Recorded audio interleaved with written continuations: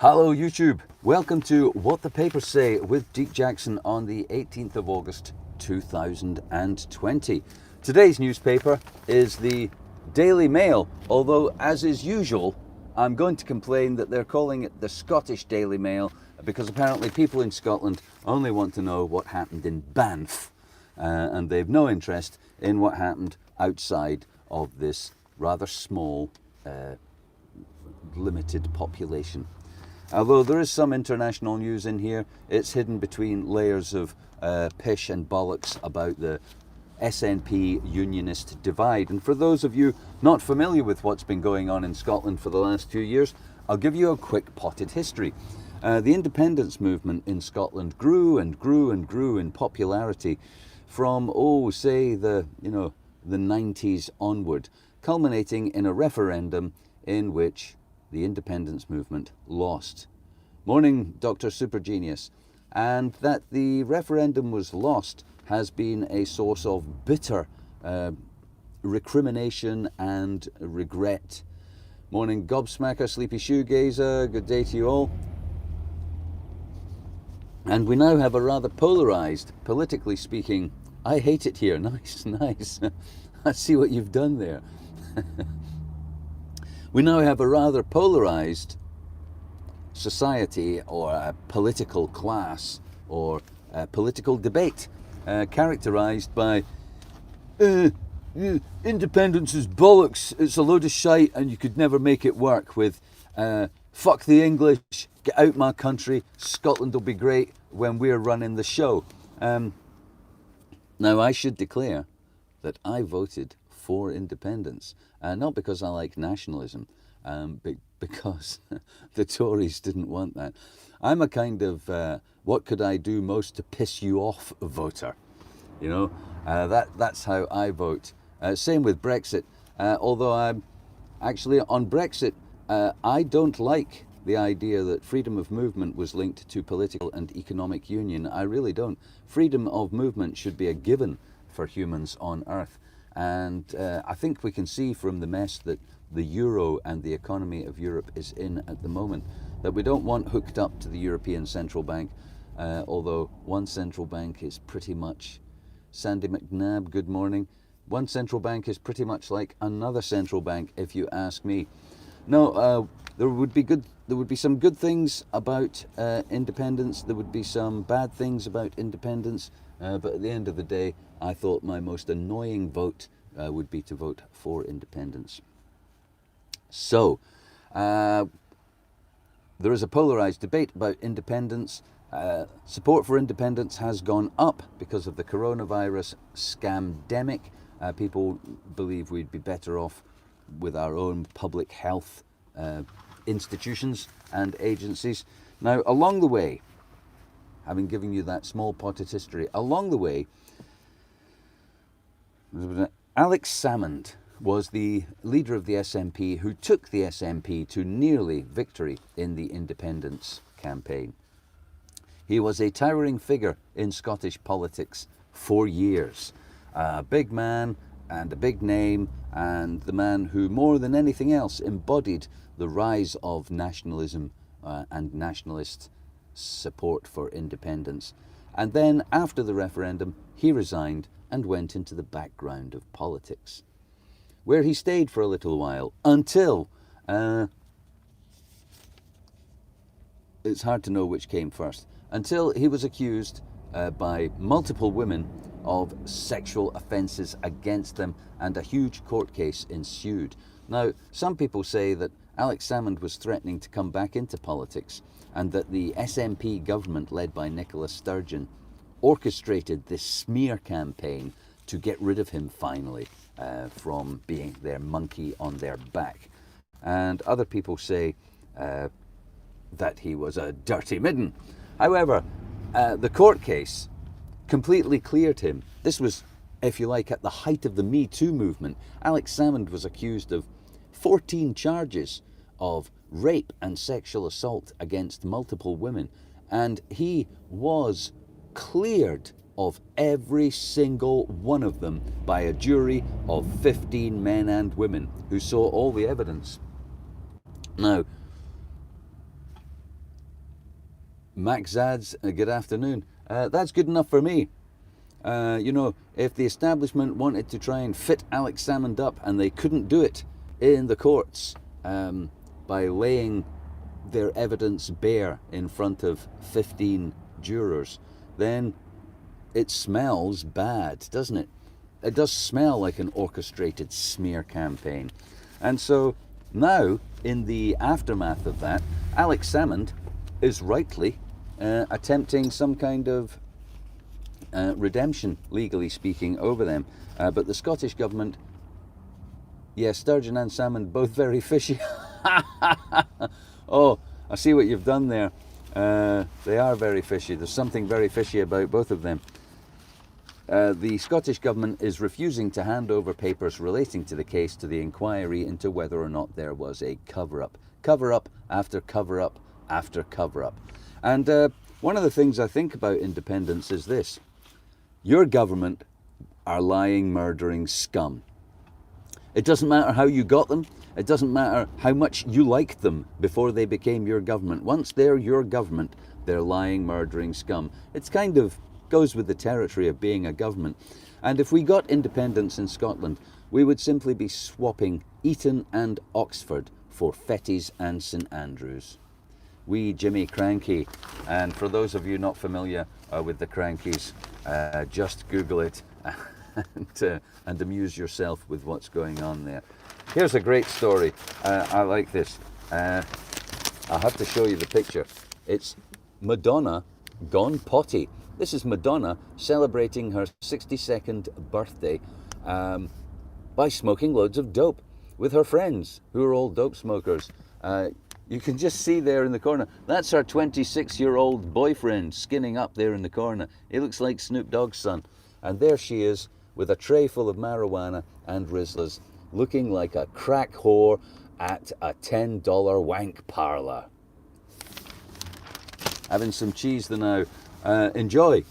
So, I'm conflicted about this story because we need, those of us who enjoy marijuana, we need high-profile support and promotion of the right and the efficacy of marijuana reinventing herself again as a pop singer. Indeed, good luck with that. So I am heartened by her coming out. It is legal in California where she lives and legal in some other place where she lives. She has a house in London where it's not legal. So I look forward to the Metropolitan Police kicking her door in and arresting her for possession of a couple of grams of plant matter. Don't hold your breath. Swinney rejects legal bid. See front cover story. Wark opens a window onto a parallel news world. Now this is part of the story about the Alex Salmond. The BBC have made a documentary about the Alex Salmond trial, and from all accounts, I haven't seen it, but I've read about it, it's kind of casting doubt on the verdict, as if it wasn't good enough for a Scottish court and 15 Scottish people to clear Alex Salmond of sexual abuse and rape, as if there was some doubt still about what kind of man he was. Now, Alex Salmond's a fat old man who drinks a lot and talks pish. And he admitted in the trial that he'd had consensual sexual relations with at least one member of his staff. So he's definitely at it. There's no doubt about it. That's not a crime, is it? To be a sleazy old man who would like to get laid. I hope not, because I'm headed for that zone. Okay, Victoria Derbyshire is an annoying BBC presenter who talks a load of pish, and she's sort of one of those, mediocre talk show hosts, kind of like an agony aunt, a whinging middle class first world problem commentator. And this story, right, when you first see it, you'd think you might have some sympathy for her. It says, Victoria's tears as she reveals how violent Dad whipped her. And you might think, oh, that's awful. Poor Victoria, her father whipped her. Did he fuck? When you read what she says.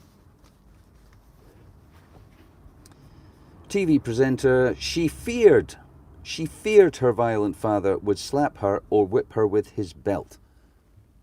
But he didn't actually do it. Nowhere in this article does she say that she suffered actual physical abuse at all. I remember my body tensing up when I heard his key in the back door. Oh, the horrors. What kind of mood would he be in? Would he provoke an argument? Oh no, your family arguing. Victoria, I feel for you. You poor thing. Would it lead to him hitting me, whipping me with his belt, or slapping me in the head? Well, you don't say he did. At no point in this article do you say he did. So what kind of pish is this, really? Oh no, I worried that my dad might be in a bad mood. Really? I should say that this paper, the Scottish Daily Mail, if it was the actual Daily Mail, would be one of the worst kind of old Tory rags ever. What was that about the Crankies in the back passage? I didn't know they lived in a council house on the ground floor. Climbing Ben Nevis, form an orderly queue. I was recently in Fort William. All right, I can attest. Right, this is the top of Ben Nevis. It's the highest mountain in Britain, and on a sunny day, you can see the queues on the top of Ben Nevis from space. It's one of the things I guess people go to Scotland for, to climb Ben Nevis, because it is the highest mountain in Britain. And yeah, good luck to them. Oh, this is grand. Anti-English sentiment because of the coronavirus. You got to see some of these things. You know, I try not to keep showing you the pictures because it's a bit of a pain in the ass, but you know, this is the kind of nationalism I'm not for. I'm really not. Campaign, an activist attempts to discourage drivers from crossing the border from England. There is no border. It's the United Kingdom. We are legally an entity represented in the United Nations as Great Britain. There is no Scotland. There simply isn't. We had a referendum. We lost. There's no independent Scotland. There's no border, except, you know, as a historical remnant of what used to be. And the people of Scotland, by the way, far from having been historically oppressed and, yeah, well-spoken Rab Nesbitt. I've got a string vest on under here. My dad was Rab Nesbitt. Rab Nesbitt is my dad. String vest, woodbines, the whole shebang. So, yeah, far from the people of Scotland having been oppressed and taken over repeatedly and ruled in some sort of horrible proxy colonial sense by the English, Scottish people killed other Scottish people on behalf of the aristocracy of the Catholic French king, the Protestant English king. We routinely split ourselves into factions and murdered each other on behalf of other people. Scotland does not have a history of cohesive resistance to English dominance. It has a history of quizzling, factional infighting, and you know, competing religious tyrannies. The Scottish people, I don't think, were ever one cohesive made one cohesive stand against English dominance. They picked their sides depending on whether they were Pict, Celt, or Scot, and they fought with other people accordingly. All right. Here's another image you got to see. Wuhan, the centre. Scottish soldier at Fort George. If there was a Scottish soldier at Fort George, he could easily have been Welsh. If he was stationed at Fort George, he probably, you know, was a lowlander stationed to keep the Highlanders under control, or an English person to keep the Scots under control. Here are the people of Wuhan enjoying some social distancing. I love this picture. These are the people of Wuhan in a water park. It was the epicenter of the pandemic we are all suffering from. Don't they all look like they're riding on virus particles? Don't all those rubber boats look like they've somehow been absorbed into a virus cell? I love that image. And I hope we can all look forward to that as a people. You know, once the epidemic's over, we'll all get in the bath together, like a giant rugby team at the end of the match. Hooray, the pandemic's over. There's got to be a lot of pish in that pool, Sandy McNabb. I totally agree. Trump accused of trying to steal the election by sabotaging postal votes. This is quite a big story in America, and I have some friends in America, and I'm reliably informed that Trump is attempting to suppress the vote, the postal vote, by all and any means. Far from the postal vote potentially being unfair or somehow inaccurate, the postal vote, cast your minds back to previous American elections where people complained, oh no, the electronic vote is going to be manipulated by whoever. Take your pick, the lying, murdering scum who run and own America. So what's wrong with postal votes? Surely a postal vote is somewhat more singular, personal, and advantageous a voting system than an electronic one. Surely it's just slightly harder to scribble out 10,000 fake postal votes than it is to push a button on a voting machine and create 10,000 fake votes. So Trump is doing a lot. He's trying to unfund the postal service. He's having sorting machines removed.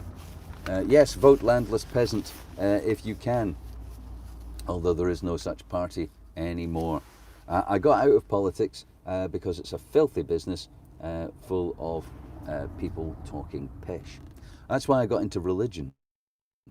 It's a much better business, and see my astronomers videos.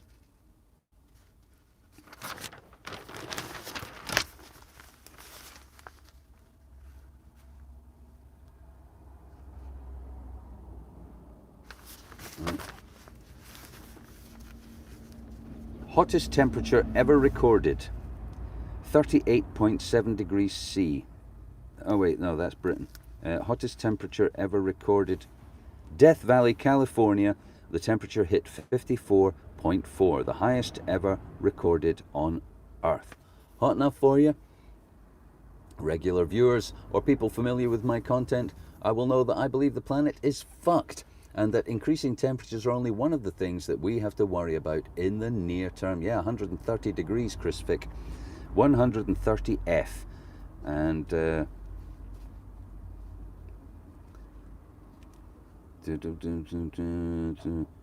flood alerts in Scotland.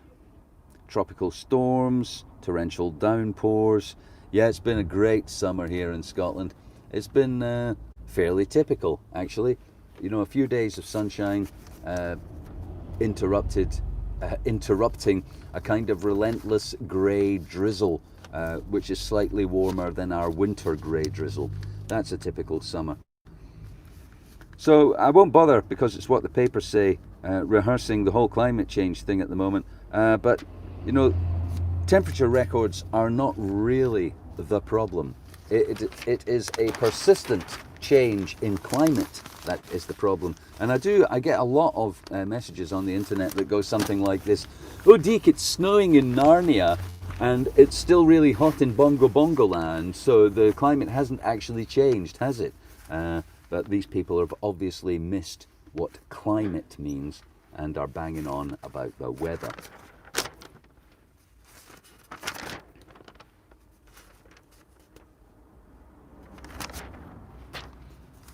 Okay, so I think that's probably it for the Scottish Daily Mail. What follows after they do the news is like some sort of old person fashion parade. The Daily Mail is a paper for old people, so this is the kind of fashion they go for, like mom pants and how to not look 60 when you are 60.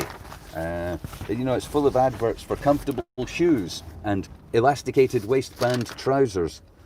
That's the kind of paper it is. It's a paper for old Tories. People who are, you know, people who worry about, have moral panics, and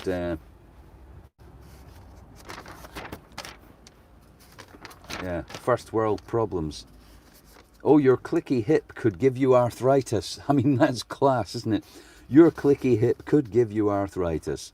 A full page by Abigail Butcher. Signs to look for. Well, a clicking hip would be one of them. I would look for that. Equity release, another old person concern or interest. You know, can I get money out of my house to spend on a cruise? And there are indeed lots of cruise adverts in here, followed by the television, and then the spurt. So, tenner for men, tenner pants for men. I'm not joking, they've got that stuff in there. The concerns of old people in Britain, keeping immigrants out and keeping their own piss and shit in so it doesn't seep through their beige slacks. Okay, well, thanks for watching What the Papers Say with Deek Jackson. I did an extended 2-hour radio show last night, and I'm learning as I go. So if you're tuning in to, you know it's coming. Stock up on bog roll, always a good idea. I am learning as I go about the phone-in show, and I will have to enforce a couple of policies when it comes to the radio show. First of all, current affairs. Subjects of the day, I may pose a question and put a time limit on each caller to keep it brief. I've added Viber to my list of communications streams, and I may do another show tonight. If so, you'll see it when it happens. Thanks for tuning in. See you soon.